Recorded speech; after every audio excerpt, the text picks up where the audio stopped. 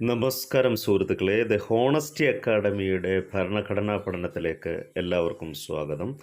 നമ്മൾ ഇന്ത്യൻ ഭരണഘടനയിലെ അടിയന്തരാവസ്ഥയെക്കുറിച്ച് കഴിഞ്ഞ 3 ക്ലാസ്സുകളായിട്ട് പറഞ്ഞുകൊണ്ടിരിക്കുകയായിരുന്നു.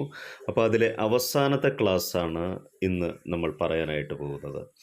ഇന്ത്യൻ ഭരണഘടനയിലെ മൂന്നാമത്തെ അടിയന്തരാവസ്ഥയാണ്, പ്രഖ്യാപിക്കാൻ കഴിയുന്ന മൂന്നാമത്തെ അടിയന്തരാവസ്ഥയാണ് സാമ്പത്തിക അടിയന്തരാവസ്ഥ.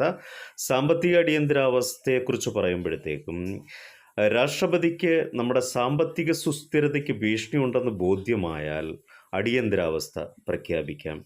എന്നാൽ പ്രഖ്യാപിച്ചു കഴിഞ്ഞാൽ 2